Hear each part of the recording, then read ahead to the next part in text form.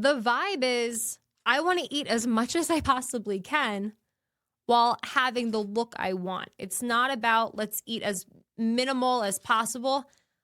You want to eat as much as you possibly can while still seeing results. Get in, losers. We're going lifting.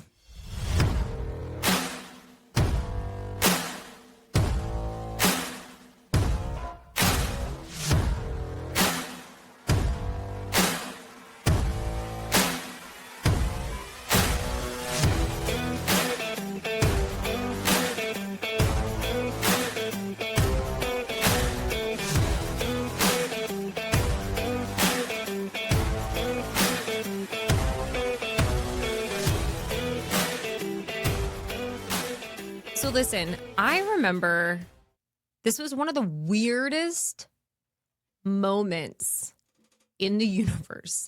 If you've heard my story, I share the whole story on season 1 of the podcast. I ended up developing an eating disorder starting in the 6th grade because my best friend pulled me aside and said, everybody would like you so much better if you were skinny. And that's kind of what was the domino effect for me. This person showed up in one of my spin classes at Equinox in New York City years later. We ended up having a conversation on, I think, Facebook Messenger, and she apologized to me. She was like, "You were just so pretty and everybody seemed to like you so much, and I was jealous." And I remember just thinking like, you bitch. And, it's not to say that it was just her that kind of set everything off for me. I think, I grew up, both of my parents struggled with eating disorders. I grew up in the age that so many of us have been through. I mean, I'm 32. Being skinny or, doing things to achieve extreme thinness have really been a part of our culture, unfortunately. And I think that comes from a lot of different places. And one of the most toxic places that has been out and about recently is skinny talk. Did you know the hashtag skinny talk got banned in June of 2025? The queen of skinny talk, this woman, Liv Schmidt, has really had this interesting toxic power glamorizing thinness. She makes it look very luxurious. She makes it look aesthetically appealing. And it's crazy to see how far we've come, and then seeing a person like her who can set us back a decade. I think there's a lot of I'm not going to give all of the power to Liv. I think there's a lot of different reasons why we are seeing a comeback in regards to skinny culture. But I'm so glad that TikTok banned this hashtag and they got rid of her profile. Now, listen, I think if you try to ban everyone, including the skinny talk bitches, it's kind of like playing a game of whack-a-mole.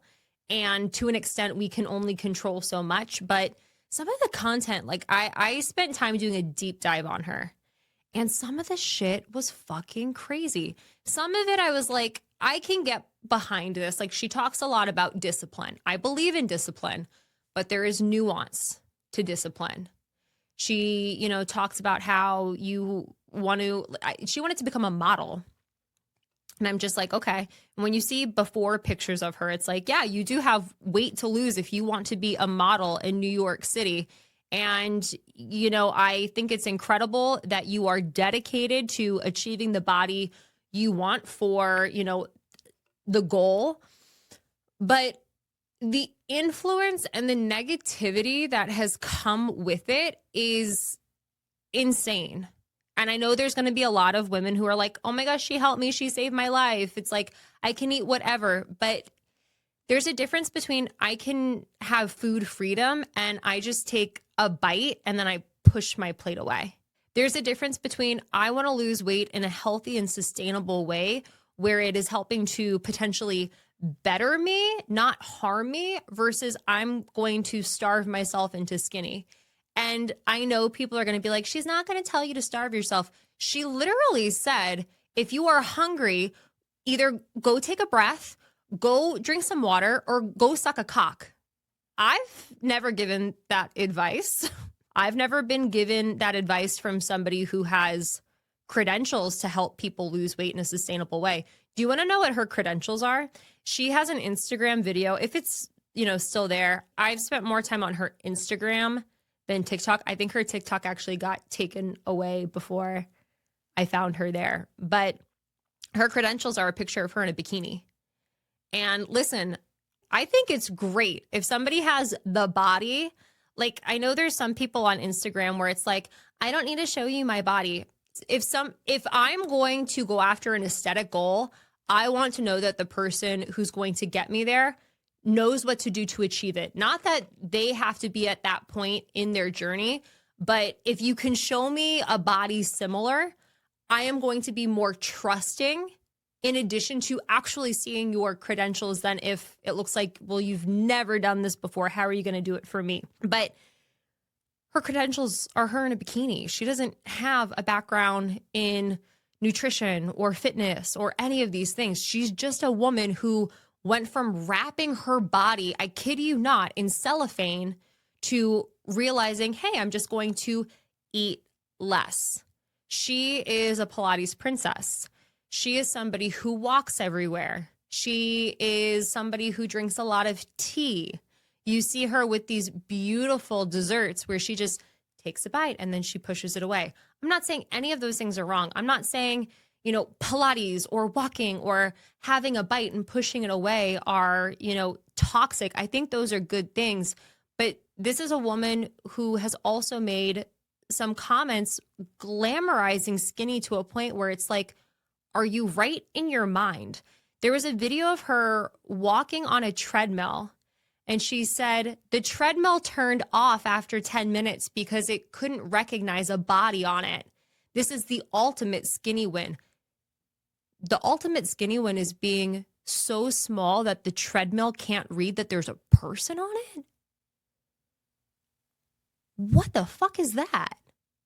There's also a video of her and a girlfriend who are talking about how much they would hate to be fat. They're being so fucking ratchet. And when I hear comments like that, it's like, just who are you as a person? Like, I'm somebody who really does not tolerate bullying other people. I was bullied a lot growing up. My capacity to be a part of that stuff is very limited. And you see her making these comments where it's just like, where is your decency as a human? And I remember this one comment, the two of them, they're like going off about how much they would hate to be fat. And then they talk about how, the ultimate win, you've like made it, is if you're like those women over in Asia. I don't know if they were talking about Japan, China, or where, but apparently if you were a specific weight in one of those countries and it's a windy day, there's like an alert that goes off saying, please don't go outside. We're afraid you might actually blow away. I don't know if that's real or not. Maybe somebody can fact check me on it, but they're like, man, that's how I know I've made it. I need to get to this size because if I was in that country and there was a storm outside, I wouldn't be allowed to go outside. That's how everybody would know I'm skinny enough. I made it. I won. And I'm just like, what are you on? I read a book a couple of years ago. This book was more of an academic read. It was explaining how in life, man versus woman, they look for different things. Man is all about trying to have legacy. And for women, it's all about stability. And I think we have lived in different phases of time where women want to be accepted by man because man takes care of woman. Woman wants to feel safe, secure, stable. And I think for a lot of women, the way that you ensure that happens is with something like thinness.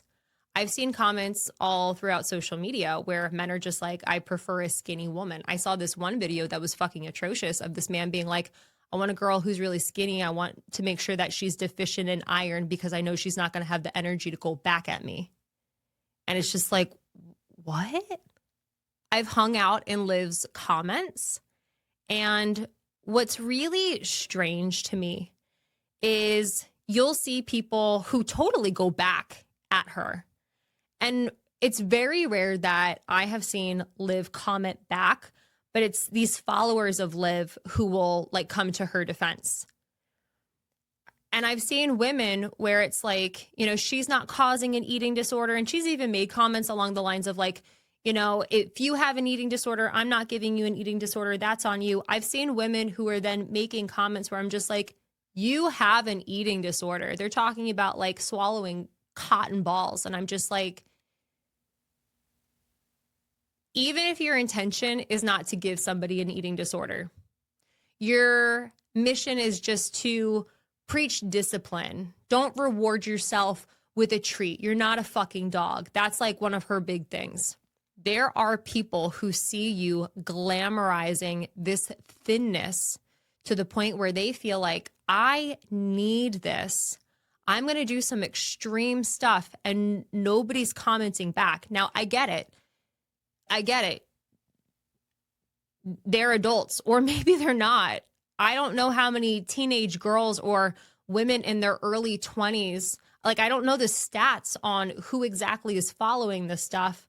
But, you know, as a teenager who was not around a lot of, you know, strong women and just seeing my mom striving for being small, being on a diet, I could easily see how a lot of girls and young women would be seeing somebody like Liv glamorizing being small, losing the weight, be disciplined, and taking it too far. I even remember, you know, when I was in my teens, when I was going through my eating disorder, I was praised for my discipline. Like it was the only thing that mattered. Wow, Colleen is so disciplined. Colleen counts her calories. Wow, Colleen is so disciplined. She wakes up early to work out. Colleen is so, like, I get that we can praise that in a good way, but there's also a dark side to it. And I get that everybody is responsible for them. You know, you're going to consume the content. You have to figure out how to discern it. But clearly it got to a point where it's like, we can't have this anymore because TikTok took it down. You know, TikTok doesn't just like ban everyone. Like you have to do some crazy shit. This wasn't education. This was aesthetic trauma disguised as wellness. The vibe is no longer striving for skinny. The vibe that we need is strong. And if you listen to me, if you see me talking about tracking macros, if you see me talking about being disciplined, I understand where it's like, wait, but you're telling me that, you know, Liv is talking about, you know, being disciplined and they're tracking food, and I'm a little confused. There's nuance to it. And as somebody who has come out on the other side of the eating disorder, somebody who has learned, oh, this is what it takes to get a lean, defined body in a healthy way, there is nuance. There is a difference. I understand that some people might look at me and be like, you're skinny. I'm not skinny. I'm strong. I have muscle on my body. I can lift heavier than your dad probably could in his prime. Before I started lifting weights, I could barely pick up 50 pounds. Before I started lifting weights, there was not a whole lot of muscle on my body. I could barely do a push-up from my knees. And now I can do single arm push-ups. There's a difference. And it's really important that we understand that there is a difference. You can want to be in a smaller body. I don't think there's anything wrong with wanting a smaller body. There is a difference between preaching skinny versus strong. Having muscle, having energy. This is powerful stuff in the moment and in your future. Do you want to know what happens to people, not just women, but people who are so focused on skinny? What happens to them down the line? They become extremely kyphotic. You know Quasimodo, you know the hunchback? That's what happens. That is what happens. I am so glad they removed that hashtag. But one reason I'm a little disappointed that they removed it, I was using that hashtag. I was using that hashtag because I was hoping that the women who follow that hashtag might see one of my videos and they might realize, oh, there's a different choice. When I had an eating disorder, I really was disciplined. And I'll tell you, in order to achieve what I've achieved up until this point, it does take discipline. But there is a difference between I'm doing this out of fear of not being accepted by people in society. I'm doing this out of control. I'm doing this for negative reasons versus I'm doing this to become my most powerful self. I'm doing this to give my future self a leg up. I'm doing this to show other people that I can break a societal norm and show that women are super fucking strong. I think where we're at today in society, it is more important than ever to see women are powerful. Women are getting their rights stripped away. And I think one of the reasons women are getting their rights stripped away is because people realize, wow, woman is smart. Woman is powerful. Woman is very creative. Woman can be so many things. Woman creates life.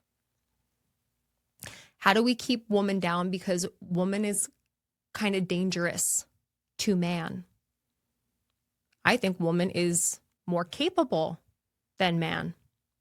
I don't think, it's a matter of who's better, but I think woman has a whole lot to offer.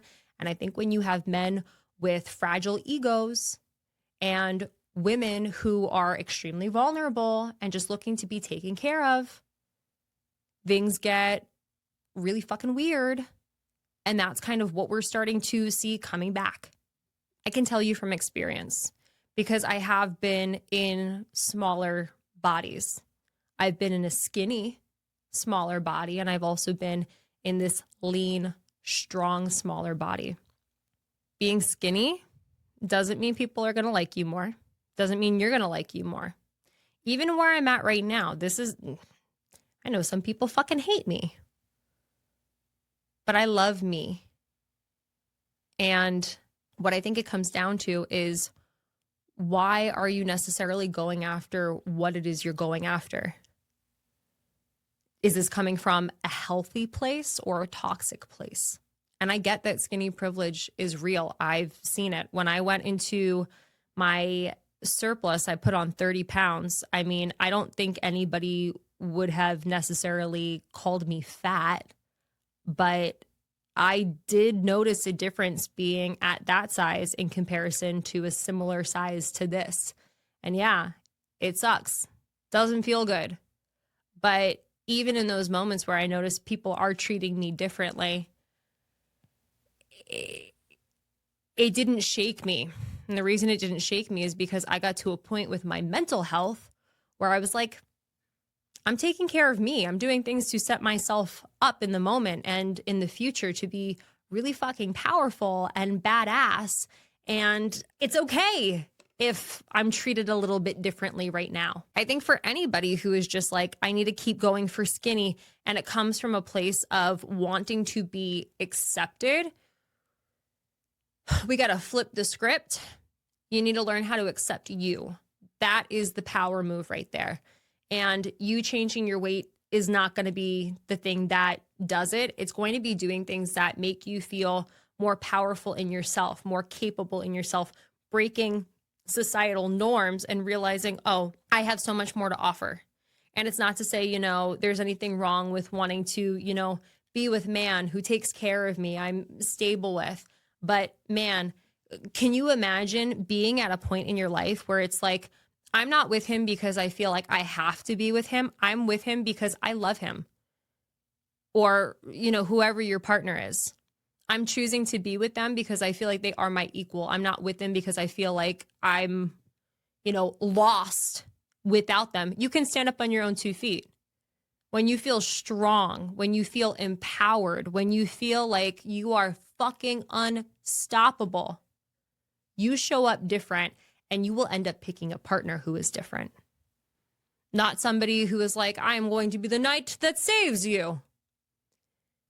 I'm going to be the person who compliments you. I believe muscle is luxury. Muscle is confidence. Muscle is longevity. Muscle is fucking sexy. Oh my gosh. Have you ever seen a woman who has definition? She has curves. She's like a fucking goddess. That is like the vibe in my head. And it's not to say that's the only vibe. I think you can be strong and powerful in a number of different bodies, but I do believe in order to be strong and powerful, you do need to be that. You need to be strong, and strong comes with muscle. And strong isn't something that's going to happen if you aren't lifting the weights and you aren't fueling your body in a way to allow that shape to be created. What I'm all about is teaching you the strategy, how to fuel, how to train so that you can feel dangerous. You can feel powerful. You can set your future self up for success, and you can learn that, wow, life even here in the moment is so much better than it ever has been in the past. I don't want you to shrink.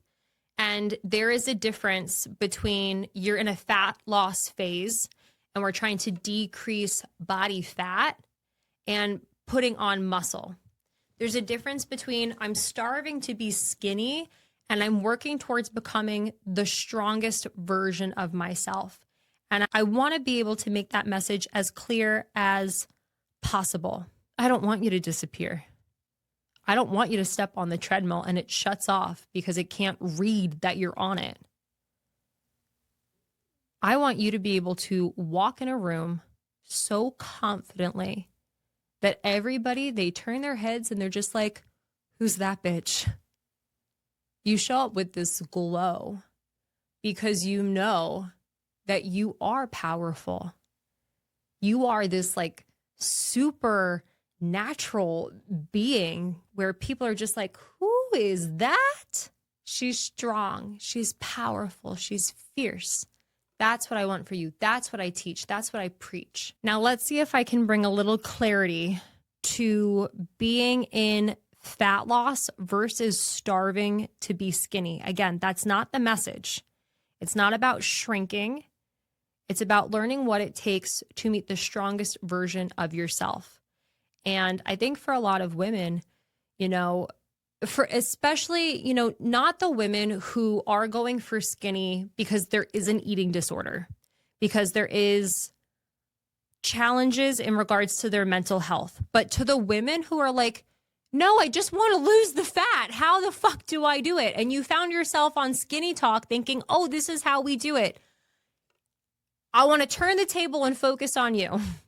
I know you don't have an eating disorder. I know you just like this content, and I know this content has been working for you, and I know you want to lose the fat. I think it's great that you walk.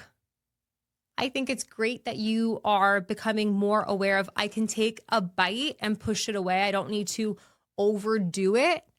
When I go to a restaurant, when I make a meal, I think that stuff is really great. It's tough for some people, right? There's a lot of people who like emotionally regulate with food, but there's also a lot of people where it's like, maybe you grew up where it was disrespectful or you couldn't leave the table until you finished your meal. And it's like, but I'm not hungry. I'm almost like being forced into eating more when I don't want more. I think it's really cool that you're able to push the food away, and I support that. When it comes to dropping fat, because you do want to be in a smaller body. Again, It's not because you're striving for skinny. It's because, you know, you don't want to be in a bigger body. And I don't think there's anything wrong with not wanting to be overweight, not wanting to be fat. There's a lot of health risks that come with that. And I know that there's some people who glorify it, some people who really want that. I don't think it's healthy. And I think for most people who are at that point, they recognize that. They're trying to do something about it. It's tough. It's really tough, especially with where we're at in society today. The amount of free time that a lot of people have, they don't have a lot. Or if they do have free time, it can be really tough to sometimes, you know, give up Netflix and chill for the gym and, you know, cooking your food. I get it. But if you are somebody and you're just like, I do want to lose the weight, I want to be in a smaller body, I don't think there's any shame with that. And in order to do that, like if our primary goal is fat loss for the sake of being smaller, maybe you're not at the point where it's like, I want strong and I want defined. Okay. You just want fat loss. If you're not obese, let's definitely not think about the GLP-1s. Let's definitely not think about starving. Let's just be a little strategic. Yeah? Please stay. Please hear me out. There's nothing wrong with being in a calorie deficit.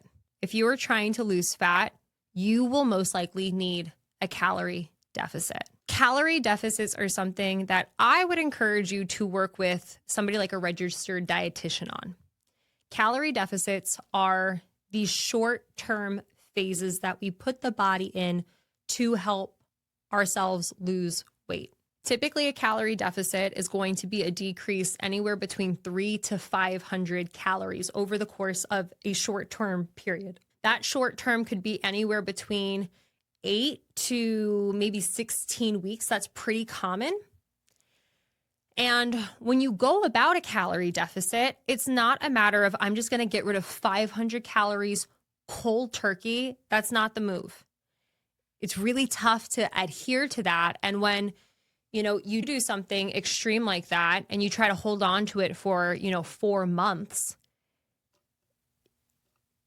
you do start to think, okay, maybe I do need to just like go suck a cock. You don't. You don't. Instead of going cold turkey, you want to just slowly wean your body into consuming less calories. And you want to start making some choices of having foods that are higher in volume so that you are full as you go into this short-term phase. There's nothing wrong with going into a calorie deficit. Where this can get really messy is when you slash calories too low, or you slash them too low too quick, or you are in a phase like this for, closer to a year. And if you're somebody who's been a chronic dieter and you're thinking to yourself, I've tried the calorie deficit, I'm not seeing results. When I'm doing some more of this extreme stuff that I've been told to do on Skinny Talk, this is the only stuff that's working. I have more questions for you. If you're somebody who's been a chronic dieter, it's possible that your metabolism might be lower. And in order for a calorie deficit to actually work for you, you do have to slash your calories even lower. And for a lot of people, that's just not sustainable for a, 8 to 16 week fat loss phase. So for you, you might need to be somebody who goes into a reverse diet.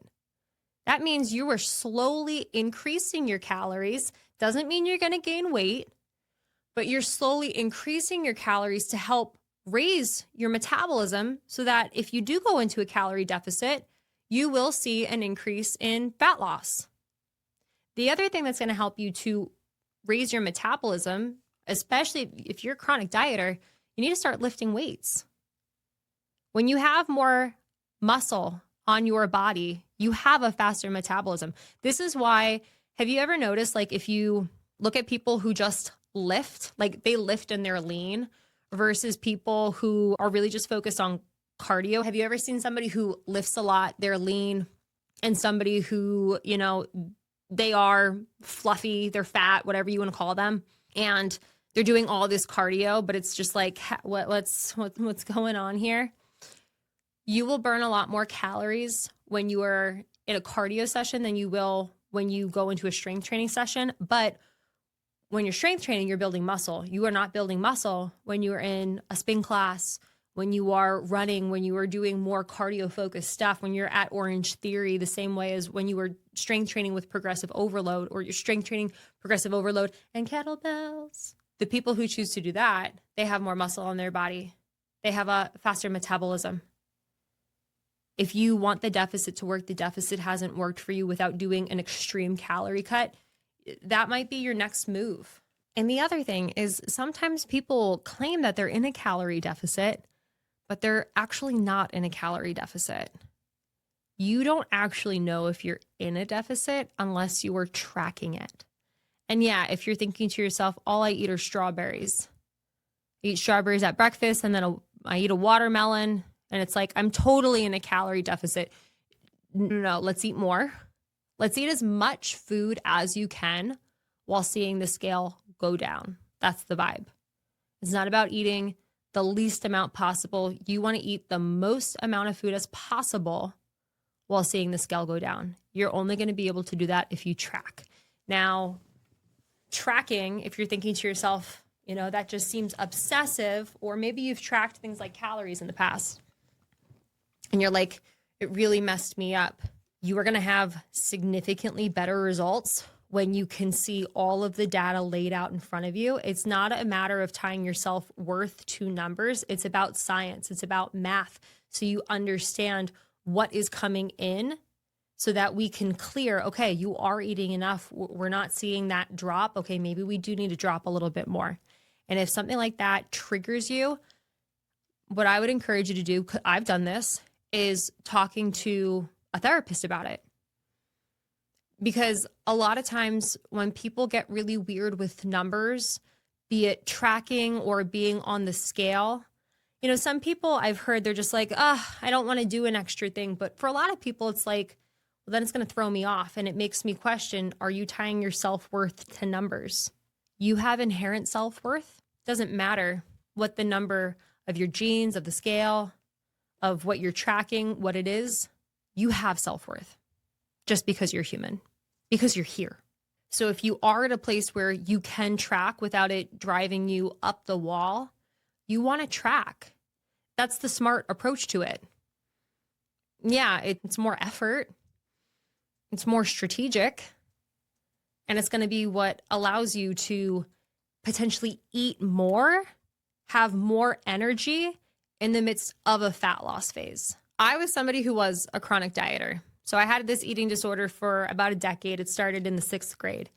And then I went for like 8 more years of just having like disordered eating patterns. I would go all day before like really eating a meal, and I would just snack on like Cheez-Its and Nutella and ginger ale and be like, I'm fine. And when I started working with a registered dietitian, she was like, okay, well, let's see what your, maintenance calories are. So I started tracking what it was I was eating. And she was like, okay, so we're going to begin your cut. And by the time we ended that cut, my calories were really low. And I was okay with that because at the time I was like, yeah, I've been this low before. There have been days where I've, not eaten. So it's okay if we're this low. Like, it didn't really faze me because I had already been through periods of life where, I did that because I was disciplined. This is just disciplined in a different way. But over the years in building more muscle and working on increasing my metabolism, it's been really cool. Like, I did this cut recently and my calories, even at the lowest point, were higher than the first time I did it. The vibe is I want to eat as much as I possibly can while having the look I want. It's not about let's eat as minimal as possible. You want to eat as much as you possibly can while still seeing results. I think the idea of a reverse diet is kind of freaky. I remember thinking it was really freaky, at least for myself. I was so afraid of gaining weight. And, I've looked back to ask myself, why are you afraid of gaining weight? What's so scary about that? And if I'm being completely honest, at this point in time, not this exact moment, but if I think back to slightly younger versions of myself, like before 2023. Why did I not want to gain weight? Being somebody who has a virtual fitness business, it's hard not to think people are going to judge you based on how you look. It is really hard thinking who is going to want to get training from somebody if they don't have a perfect looking body. And, when the pandemic initially hit, I started gaining weight. I gained 20 pounds in like 2 months. I tried keto, dropped the weight, then it came right back. And I remember just thinking I can't gain weight. This is my livelihood. What am I going to do? And eventually, things kind of shifted for me. And there were some kind of cool aha moments where it was like, you know what? Some people, yeah, that's what they want. I think other people, if they see you in a body that looks a little bit more, possible for them to get as well, it might actually make them want to hire you. Maybe you feel a little bit more relatable. I even heard that from another trainer. She was like, I thought everybody was going to want to train with so-and-so, but some of my clients came to me because I didn't look that way. And it seemed like my approach was more doable. And that was kind of cool. That was kind of cool to think about. But I ended up going into a surplus, right? And I gained 30 pounds. And if you haven't seen, I would love to kind of show you where things started and then went to. And I would love for you to listen to some more of this podcast where I talk more about it. But I lost some clients when I gained some weight. I don't know that I lost them because I gained weight. I think a lot of my clients were actually really intrigued. I had one client, I lost her, and she was like, yeah, I'm really excited to watch this journey because I'm too scared to gain the weight myself. So maybe watching you do it, I'll feel more open to trying something like this. But I chose to do this for me. I chose to gain the weight because I wanted to work on body recomp. I wanted to have more muscle on my body. I wanted to feel stronger in my body. I still wanted to look, lean and defined. And yeah, for some people, they'd be like, you want small. Yeah, I want small and strong. I don't want skinny. I never want to be in a position where I'm just like, I can't carry my husband out of the desert. I live in Arizona. I'm in the desert all of the time. God forbid something happen. I want to be confident knowing I can throw that man on my back and get him and myself to safety if need be. If the focus was skinny, I know that would not be the case. I always want to be in a position where, God forbid, it's a crazy situation, I can take care of us. Not that I necessarily want to be the biggest, the most muscly person. I just want enough that I can take care of myself and the people I love if I need to. And I think that's a good reason to want to work on your body, to change your look. There's also a part of me that's just like, I'm in my 30s right now. I'm definitely in a sweet spot. If I, want to get the most out of this body, this is your time. Get the muscle, drop the body fat. I don't have additional things that make a goal like this even more challenging. I'm not a mom. I'm not somebody who's juggling a lot of other people's schedules. So in my head, I'm kind of just like, why not try? I don't know about you, but I've wanted abs forever. I don't think everybody is necessarily like, I need abs. But, I think some things come to us. We can't stop thinking about them because they're meant for us, not because there's necessarily anything bad with it, but it's just something we think about because it's meant for us. We're meant to evolve there one day. And as skinny as I've ever been, abs were never a part of the equation until I started lifting weights and fueling for that goal. If your body has been in survival mode because you have starved your way towards a skinnier body, it sucks. And I'm sorry you had to do that. I'm sorry so many of us have had to do that. But if you choose to be with me and you choose to get on board with the idea of strong over skinny, you can still have a relatively petite body if that's the frame you want. But you can have muscle and you can eat a lot of food and you can feel strong And I think it's just such a flex. You know, you can do liposuction. You you can't pay to put muscle all throughout your body. It's like, it's almost like when you walk in the room and you have muscle on your body, or like you can rock the crop top and there is definition. It's like, it's a statement. People know things about you before any word comes out of your mouth. It's fucking cool. And again, it's so much more about that. I know plenty of people who are so badass, they're so strong, and that's not their vibe. That's not what it needs to be about. But if that is something that is alluring to you, understand that in order to do that, you got to fuel for it. You got to train for it. Starving towards skinny is not going to be the move that gets you there. Doing any type of a quick fix, paying for things. I mean, if you pay for, support, that's different than, paying for somebody to give you the liposuction. You're going to feel something that money can't buy, and that's personal power. If you're enjoying this episode, if you want to hear more about this kind of stuff, leave a comment. There's a part of me that's like, I don't know how many people are listening to the podcast who are curious about this kind of stuff. And I would love to know what your thoughts are, your takeaways, your questions, so we can potentially go deeper on this and know that your past does not need to define your potential. Your present, it doesn't mean that this is going to be it forever. If you want to change, if you want to give up skinny and take on strong, I got you. Follow me. Let's start a dialogue and see where it goes. Thanks for listening to this episode of the podcast.